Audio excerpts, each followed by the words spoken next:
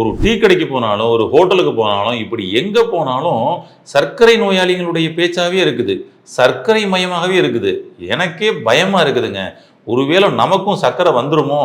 வந்துருச்சோ? அப்படின்ற அளவுக்கு பயமா இருக்குது. அப்படி சர்க்கரை நோய் ஒருவேளை எனக்கு வந்துருச்சு அப்படின்றத நான் எப்படி தெரிஞ்சுக்கிறது? வரப்போகுது அப்படின்றத நான் எப்படி தெரிஞ்சுக்கிறது? ஒருவேளை இதை தெரிஞ்சுக்கிட்டா அதை நான் அப்பயே கட்டுப்படுத்திக்கலாம் இல்லையா? அதுக்கு தெரிஞ்சுக்கிறதுக்கு ஏதாவது அடையாளங்களோ ஏதாவது நமக்கு உடம்புல காமிக்குமா அப்படின்றது நிறைய பேரோட கேள்வியாக இருக்குது. நிச்சயமாக ஒருவருக்கு சர்க்கரை வருவதற்கு முன்னாடியே நம்மளுடைய உடம்பு நம்மக்கிட்ட பேசுங்க, உடலின் மொழி மூலமாக. சர்க்கரை வந்துருச்சுனாலும் சில உடலின் மொழி மூலமாக நமக்கு அடையாளங்களாக சொல்லும். அப்போ நம்ம அப்பயே அதை சரி பண்ணிக்கிறது பெட்டர். அது சம்பந்தப்பட்ட ஒரு முழு தொகுப்பை தான் இந்த பதிவில் பார்க்க இருக்கிறோம். வாங்க பார்க்கலாம். சுவாசி ஹெல்த் ஸ்பாட் சேனல் வியூவர்ஸ் அனைவருக்கும் வணக்கம். இன்னைக்கு டயபெட்டிக் அப்படின்ற இந்த ஒரு நோய் ஒரு விஸ்வரூபம் எடுத்திருக்குது அப்படின்னு சொல்லி சொல்லலாம். கிட்டத்தட்ட இந்தியா அப்படின்றது டயபெட்டிக்கான கேபிட்டல் கண்ட்ரி அப்படின்னு சொல்லக்கூடிய அளவுக்கு இன்றைக்கி இந்தியாவில் வளர்ந்துக்கிட்டு இருக்குது அப்படின்னு சொல்லி சொல்லலாம். அப்போ இந்த நோய் இன்றைக்கி நிறைய பேர் வராதவங்களையும் பயமுறுத்திக்கிட்டு இருக்குது அப்படின்றது தான் இன்றைக்கி நிதர்சனமான உண்மை.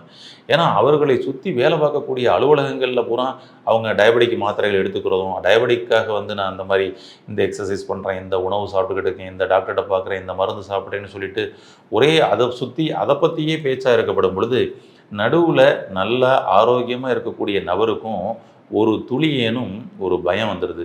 என்னடா இது இப்படி ஒருவேளை நமக்கும் வந்துடுமோ அப்படின்ற அளவுக்கு இந்த பயம் வந்துடுது. அப்படி ஒரு ஆரோக்கியமாக இருக்கப்படும் பொழுதே இந்த சர்க்கரை வந்துடுமோன்ற ஒரு பயம் இருக்குது பார்த்தீங்களா? இந்த பயமே அவர்களுக்கு சர்க்கரையை கொண்டு வந்து விடுவதற்கும் வாய்ப்புகள் இருக்குது. அப்படி ஒரு ஆரோக்கியமாக இருக்கக்கூடிய நபர் ஒருவேளை நமக்கு சர்க்கரை இருக்குதா இல்லையா அப்படின்னு சொல்லிட்டு எப்படி தெரிஞ்சு கொள்வது அப்படின்னா, உடலின் மொழிகள் நமக்கு எப்பவுமே யானை வரும் பின்னே மணி யோசை வரும் முன்னே அப்படின்னு சொல்லிட்டு மணி யோசையை முன்னாடியே அடிக்கும். அப்பயே அதை எச்சரிக்கை மணியாக எடுத்து நாம் டைரக்ஷனை திருப்பணும். அப்படி இல்லைன்னா சர்க்கரை நோய் அப்படின்ற அந்த பாதைக்குள்ளே பயணிக்கிற மாதிரி ஆகி போயிடும். அப்போ அந்த உடலின் மொழி என்னங்க, அந்த எச்சரிக்கை மணி தான் என்னங்க அப்படின்றது தான் இன்றைக்கி நிறைய பேரோட கேள்வியாக இருக்குது.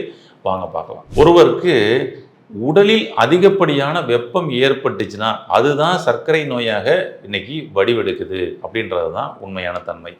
அந்த வகையில் உடலுக்குள்ள கல்லீரலும் மண்ணீரலும் அதிகப்படியான சூடாச்சுன்னா அவர்களுக்கு தான் டயபெட்டிக் ஃபஸ்ட்டு வருதுங்க. அப்போ அது உடலின் மொழி மூலமாக நமக்கு எப்படி காமிக்கும் அப்படின்னு சொல்லி சொன்னோம்னா, கண் எரிச்சல், கண் ரெட்டிஸ் ஆகிறது, கண் சார்ந்த பிரச்சனைகள், கண் சோர்வடையும், அப்படியே டயர்டாகும் கண், எதுனாலும் சுருக்கி சுருக்கி பார்க்கக்கூடிய ஒரு தன்மையாக இருக்கும்.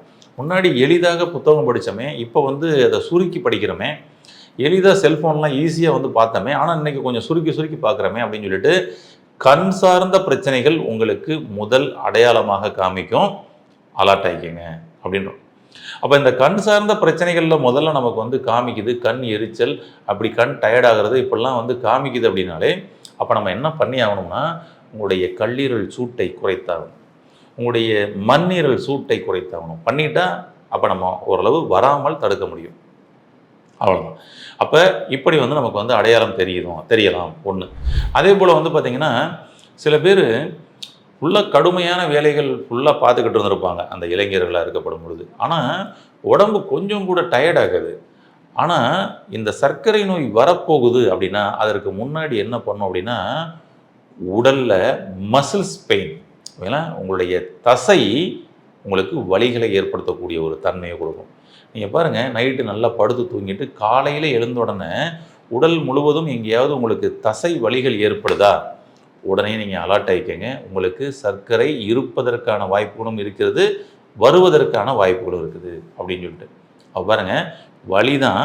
ஆனால் பார்த்தீங்கன்னா இது காலையில் எழுந்தவுடன் உங்களுக்கு தசை வலி ஏற்பட்டால் அது ஒரு உடலின் மொழியாக நமக்கு சொல்ல வருது அப்படின்னு அர்த்தம். அப்போ உங்களுக்குள்ளே பார்த்தீங்கன்னா மசில்ஸில் எக்ஸஸாக பேட் குளுக்கோஸ் ஸ்டோரேஜ் ஆகிக்கிட்டு இருக்குது அப்படின்றத நமக்கு காமிக்குது. தசை இறுக்கம் ஏற்பட்டுக்கிட்டு இருக்குன்றதை காமிக்குது. உடலில் தேவையில்லாத வெப்ப காற்று கழிவுகள் தேக்கமாகிக்கிட்டு இருக்குன்றதை நமக்கு காமிக்குது. ரிலீஸ் பண்ணி ஆகணும். அதுபோல் இன்டைஜஷன் அப்படின்ற அடுத்த ஒரு சிம்டம்ஸை அவர்களுக்கு கொடுக்கும்.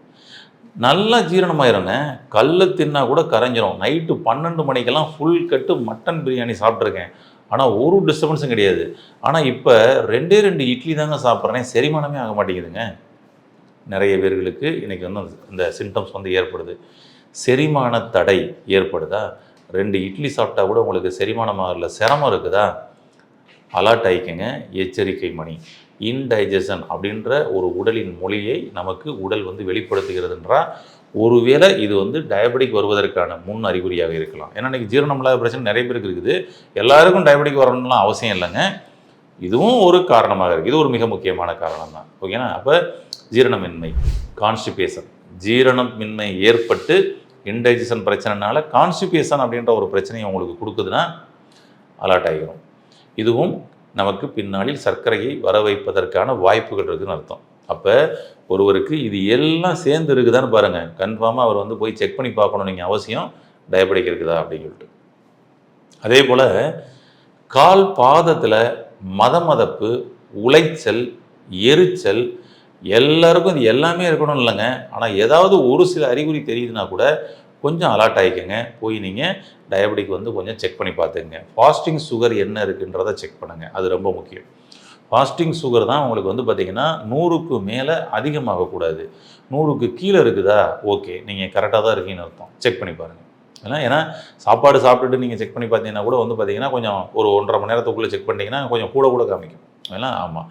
நீங்கள் ஆனால் ஃபாஸ்டிங் சுகர் செக் பண்ணுங்கள், பெட்டராக இருக்கும். அப்போ உங்களுக்கு உடல் முழுவதும் தசைகளில் ஏற்படக்கூடிய வலிகளாக இருக்கலாம், அல்லது கால் பாதம் உளைச்சல், மதமதப்பு, எரிச்சல், பலவீனமாக இருக்கிற மாதிரி, கால் பாதம் வீக்கான மாதிரி உங்களுடைய உடலில் வந்து அது மாதிரி ஒரு உடலின் மொழி சொல்லுதா, டயபெட்டிக் இருப்பதற்கான வாய்ப்புகள் இருக்குது. இப்படி வந்து சில அறிகுறிகளை உடலில் வருவதற்கு முன்னாடியே நமக்கு வந்து காமிக்க ஆரம்பிக்கும். அதுபோல் வந்து பார்த்திங்கன்னா உங்களுக்கு ஃபுல்லாக உடம்பு ஃபுல்லாக ட்ரைனஸ் ஆகுதா, உதடு வறட்சி ஏற்படுதா, உங்களுடைய உதடு வந்து அடிக்கடி ட்ரை ஆகுதுங்க, ஓயாமல் அப்படின்னு பண்ணிக்கிற மாதிரி இருக்குது, தண்ணி ஓயாமல் குடிச்சிக்கிற மாதிரி இருக்குது அப்படின்னு உங்களுக்குள்ளே தோணுதா, தண்ணி நிறைய தாகம் எடுக்குதுங்க, உதடு ஃபுல்லாக ட்ரை ஆகுதுங்கன்ற மாதிரி உங்களுக்கு சிம்டம்ஸ் வருதா, உடனே அலர்ட் ஆகுங்க. உங்களுக்கு உள்ளுக்குள்ளே உங்களுடைய மண்ணீரல் அதிகப்படியான சூடாகிக்கிட்டு இருக்குன்றது அர்த்தம். சர்க்கரை நோய் வருவதற்கான முதல் அறிகுறியே இருக்காங்க. அப்படி தான் கொடுக்கும். அப்போ செக் பண்ணி பார்த்துங்க. செக் பண்ணி பார்த்து உங்களுடைய ஃபாஸ்டிங் சுகர் கம்மியாக இருக்கும் பட்சத்தில் உடனே அலர்ட் ஆகுங்க. நீங்கள் டைரெக்ஷனை மாறணும், பாடியை கூல் பண்ணணும், உள்ளுறுப்புகளை குளிர்ச்சி பண்ணணும் அப்படின்ற ஒரு விஷயத்துக்குள்ளே நீங்கள் மாறிடுங்க. இதுதான் பெட்டர். அது மாதிரி நம்மளுடைய கண்கள்லையோ, நம்மளுடைய உதடுகள்லையோ, நம்மளுடைய உடல் தசை தளர்ச்சிகள்லையோ, கால் பாதத்திலையோ, மதமதப்புகள்லையோ நமக்கு அடையாளங்களாக காமிக்கலாம். உங்களுடைய நெயில் கூட ட்ரை ஆகுங்க. உங்களுடைய நெயிலெலாம் ட்ரைனஸ் ஆகுது அப்படின்னா அதுவும் உங்களுக்கு வந்து அதிகப்படியான உள்ளுறுப்புகள் சூட்டை தான் வந்து காமிக்குது, கல்லீரல் சூட்டை தான் அதை வந்து காமிக்குது. உங்களுக்கு வைட்டமின்லாம் வந்து குறைஞ்சிக்கிட்டு இருக்குது அப்படின்றத காமிக்குது. வைட்டமின் டி டெஃபிஷியன்சி ஏற்பட்டுக்கிட்டு இருக்குன்றதை காமிக்குது.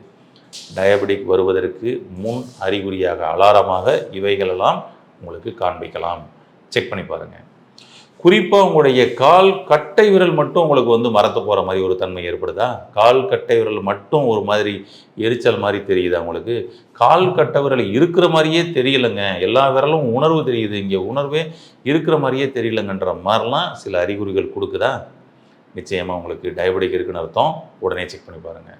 அப்போ இப்படி ஒரு நோய் வருவதற்கு முன்னாடியே நமக்கு சில உடலின் மொழிகள் மூலமாக நம்ம உடம்பு நம்மக்கிட்ட பேசும். இதை கேட்டு நம்ம உடனே வந்து டைரெக்ஷன் மாறுறது பெட்டர். அப்படி என்ன தான் நான் மாறணுங்க, உண்மை தான் நீங்கள் சொல்கிறது, இது மாதிரியான அறிகுறிகள்லாம் இருக்குது. நான் சொன்ன அறிகுறிகள் எல்லாம் ஒருத்தருக்கு எல்லா அறிகுறியும் இருக்கணும்னு அவசியம் இல்லைங்க. ஏதாவது ஒரு சில அறிகுறிகள் கூட இருக்கலாம். உடனே நம்ம அலர்ட் ஆகணும். அப்போ நம்ம என்ன பண்ணணும் அப்படின்னு சொல்லி சொன்னோம்னா, இப்போ இதில் சொன்ன விஷயங்கள்லாம் பாருங்களேன், எல்லாத்துலேயும் அந்த உள்ளுறுப்புகள் அதிகப்படியான வெப்பத்தினால தான் அந்த அறிகுறிகள்லாம் காமிக்குது. அவைகளை குளிர்ச்சிப்படுத்தி விட்டாலே சூப்பராகிடலாம், டயபெட்டிக் வராமல் பாதுகாத்தலாம். அதுக்கு நம்ம என்ன பண்ணலாம் அப்படின்றத நம்ம பார்ப்போம். இதுக்கு ரொம்ப எளிமையான தீர்வு, வீட்டில் உள்ள ஒரு அருமையான ஒரு டிப்ஸே சொல்கிறோம், சரிங்களா? அந்த டிப்ஸை மட்டும் நீங்கள் வீட்டில் பயன்படுத்தி பாருங்கள். அற்புதமாக நீங்கள் வந்து உங்களுக்கு டயபெட்டிக் வராமல் தடுத்துக்கலாம் ஃபஸ்ட்டு. ஆமாம், ஏன்னா இப்போ நம்ம இந்த பதிவே வந்து பார்த்திங்கன்னா வந்தவங்களும் குணப்படுத்திக்கலாம், அது ஒரு விஷயம், அந்த டிப்ஸை பயன்படுத்திக்கலாம். ஆனால் ஃபஸ்ட்டு நான் சொல்ல விஷயம், லேசாக அறிகுறி தெரியுதா, உடனே அலர்ட் ஆகுங்க, வராமல் தடுத்துக்குங்க, அதுதான் பெட்டர். வந்ததுக்கப்புறம் நிறைய நீங்கள் அப்புறம் சொல்யூஷன் தேடணும், ஈஸியாக வராமல் தடுத்துங்க. அதுக்கு என்ன பண்ணலான்னா, வீட்டில் இருக்கக்கூடிய அனைவரது வீட்டிலும் இருக்கக்கூடிய ஒரு மிக முக்கியமான ஒரு பொருள் இருக்குதுங்க. அது என்னென்னா, அதான் வெந்தயம். இந்த வெந்தயம் அப்படின்றது ரொம்ப ரொம்ப ஒரு அத்தியாவசியமான ஒரு விஷயங்க. வீட்டில் அனைவரது வீட்டிலும் இருக்க வேண்டிய ஒரு விஷயங்க இது. இந்த வெந்தயத்தை நம்ம வந்து எப்படி எடுத்துக்கணும், அதை எடுத்துக்கக்கூடிய முறைகள் நம்ம எடுத்தோம் அப்படின்னு சொல்லி சொன்னோம்னா, சர்க்கரை நோய் வராமலே நாம் கட்டுப்படுத்திக்க முடியும். எப்படி எடுத்துக்கலாம்னா, ஃபஸ்ட்டு வெந்தயத்தை அப்படியே வந்து லைட்டாக வறுத்துருங்க. வறுத்து அரைச்சு பவுடர் பண்ணி வச்சுக்கோங்க. அவ்வளோதான். வெந்தயத்தை வறுத்து அரைச்சு பவுடர் பண்ணி வச்சுட்டு, டெய்லி காலையில் எம்டி ஸ்டொமக்கில் ஒரு ஸ்பூன் வெந்தயம் டைரெக்டாக நீங்கள் அப்படியே வந்து சாப்பிட்டு வரலாம். டைரெக்டாக ஒரு ஸ்பூன் அப்படியே சாப்பிட்டு கொஞ்சம் வெது வெதுப்பான தண்ணி அப்படியே குடிச்சிட்டு வாங்க. என்ன மாற்றம் நடக்குதுன்னு பாருங்களேன். காலை மாலை 2 வேளை கூட சாப்பிடலாம். எம்டி ஸ்டொமக்கு தான் இதுக்கு வந்து பெஸ்ட்டு. ஒரு ஸ்பூன் வெந்தயம் அவ்வளோதான். ரொம்ப சிம்பிளான ஒரு தீர்வு. ஆனால் என்ன மாற்றம் நடக்குதுன்னு பாருங்கள். வித்தின் 3 டேஸில் தெரியும் உடம்புக்குள்ளே வந்து நிறைய மாற்றங்களை நீங்கள் வந்து ஃபீல் பண்ணுவீங்க. அப்படியே வந்து பார்த்தீங்கன்னா உங்களுக்கு கண்ணெல்லாம் வந்து பார்த்தீங்கன்னா ட்ரைனஸ்லாம் இருந்ததெல்லாம் அதெல்லாம் வந்து பார்த்தீங்கன்னா நல்லா குளுமையாயிரும், வசீகரமாயிரும், ஏன்னா ஈரப்பதம் கிடைச்ச மாதிரி ஆயிரும், எரிச்சல் சரியாயிரும், உங்களுடைய கால் பாத மதமதப்புகள் வந்து சரியாகும், ஜீரணம் சரியாகும், ஜீரண மண்டலமே சூப்பராக பார்த்தீங்கன்னா ரெடியாகும். இப்படி பல விஷயங்களை பண்ணி கொடுக்கும். ஒரே ஒரு பொருள் தான் வெந்தயம். முன்னாடியெல்லாம் உள்ளுறுப்புகள் அதிகமாக சூடாச்சுன்னா நம்மளுடைய முன்னோர்கள் என்ன பண்ணுவாங்க அப்படின்னா, ஒரு இளநி வாங்கி வச்சு அந்த இளநியில் வெந்தயத்தை போடுவாங்க. போட்டு நல்லா அப்படியே வந்து ஊற வச்சுட்டு அந்த இளநியை குடிப்பாங்க. சூப்பராக உள்ளுறுப்புகள் பக்காவாக கூலிங் ஆயிரும். அதிகப்படியான அந்த சூடு இருந்ததுன்னா இந்த மாதிரி பண்ணுவாங்க. இது வந்து அதிகப்படியான குளிர்ச்சிப்படுத்தும். இப்படி சோத்துக்கத்தாழை இருக்குது பார்த்தீங்களா, அந்த சோத்துக்கத்தாழை பாகு ஓகேங்களா, அந்த சோத்துக்கத்தாழை பாகு அதில் வந்து பார்த்தீங்கன்னா வெந்தயத்தை ஊற போட்டு வச்சுருவாங்க. வச்சுட்டு திரும்ப அதை வந்து பார்த்தீங்கன்னா ஜூஸ் பண்ணி சாப்பிடுவாங்க. இதுவும் ரொம்ப அற்புதமாக உடம்புக்குள்ளே இன்னர் ஆர்கனை கூல் பண்ணும். சூட்டை தணிக்கவே முடியலைங்க, அந்த சூட்டை தணிக்கிறதுக்கு என்னன்னே தெரிலங்க அப்படின்னு உங்களுக்குள்ளே ஃபீல் ஆகுதா? உடல் சூட்டை உடனடியாக ஒரே நாளில் வந்து குறைப்பதற்கு இந்த நான் சொன்ன இந்த டிப்ஸ்லாம் வந்து உங்களுக்கு பயன்படும். ஏன்னா வெந்தயத்தை டெய்லி சாப்பிட்றதுன்றது எப்போவுமே வெப்பம் ஏறாமல் இருக்கிறதுக்காக பார்க்குற விஷயங்கள் நடக்கும். ஆனால் உடனடியாக குறைக்கணுங்கன்னு நினச்சிங்கன்னா நீங்கள் இந்த மாதிரி வந்து சோத்துக்கத்தாழில் வெந்தயத்தை ஊற போட்டு நீங்கள் சாப்பிட்லாம். இன்னும் பல வீடுகளில் இன்னமும் கூட வந்து பார்த்திங்கன்னா அவங்க தாத்தா பாட்டியெல்லாம் வீட்டில் இருக்கிறாங்கன்னா இன்றைக்கி அவங்க பேர குழந்தைகளுக்கு சொல்லி கொடுத்து பயன்படுத்திக்கிட்டு இருக்கக்கூடிய ஒரு விஷயம் இருக்குதுங்க. ஆனால் நிறைய வீட்டில் பயன்படுத்துறதில்ல. என்ன பண்ணுறாங்க அப்படின்னா, நீச்சல் தண்ணி இருக்குல்ல, நீரா தண்ணி, இந்த நீரா தண்ணியில் வந்து பார்த்திங்கன்னா வெந்தயத்தை ஊற போட்டு சாப்பிடுவாங்க. அதாவது நேற்று சோறு வடித்து அது வந்து நைட்டு ஃபுல்லாக வச்சு புளிச்சு போய் புளிச்ச தண்ணியாக இருக்கும் சரிங்களா, அந்த தண்ணியில் அந்த நீச்சல் தண்ணியில் வெந்தயத்தை வந்து ஊற போட்டு சாப்பிடுவாங்க. வெந்தயத்தை டக்குன்னு ஒரு வாய் எடுத்து போட்டு அப்படியே வந்து நீச்சல் தண்ணியை சாப்பிட்டு வந்த பழக்க வழக்கமும் இருக்குது.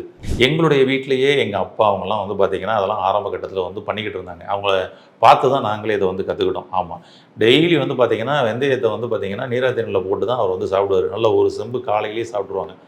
ட்ரை பண்ணி பாருங்களேன். உள்ள இன்னர் ஆர்கன் சூப்பராக கூலிங் ஆகுங்க. உங்களுடைய ஜீரண மண்டலம் சரியாயிரும். வெந்தயத்தோட மிகப்பெரிய இன்னொரு ஸ்பெஷாலிட்டி என்ன தெரியுங்களா, அதில் வந்து பார்த்திங்கன்னா 2 விதமான ஃபைபர் இருக்குது. ஒன்று உங்களுடைய சர்க்கரையின் அளவை கட்டுப்படுத்தக்கூடிய ஒரு ஃபைபர் இருக்குது. இன்னொன்று மலம் இலக்கியாக பயன்படக்கூடிய ஒரு ஃபைபர் இருக்குது. அப்போ என்ன ஆகும்னா காலையில் மோஷன் சூப்பராக ஃப்ரீ ஆயிடும். ட்ரை பண்ணி பாருங்கள். வெந்தயத்தை இப்படி பல வகையில் பயன்படுத்திக்கலாம். டைரெக்டாக ஒரு ஸ்பூன் டெய்லி நீங்கள் எடுத்துக்கிட்டே வந்தீங்க அப்படின்னு சொன்னோம்னா சர்க்கரை நோய் ஆரம்ப கட்டத்திலேயே வராமல் தடுத்துக்கலாம். இப்படி உடலில் காமிக்கக்கூடிய சின்ன சின்ன அறிகுறிகளையும் உடனடியாக நம்ம எச்சரிக்கை மணிகளாக எடுத்துக்கொண்டு அதை கட்டுப்படுத்தக்கூடிய வேலையை முதல்லையே பண்ணிட்டோம்னா பின்னால் சர்க்கரை நோய் வந்து அதுக்கு நான் என்ன மருந்து சாப்பிடணுன்ற தேட வேண்டிய அவசியம் இருக்காது. கடைபிடித்து ஆரோக்கியமடைய வாழ்த்துக்கள். நன்றி.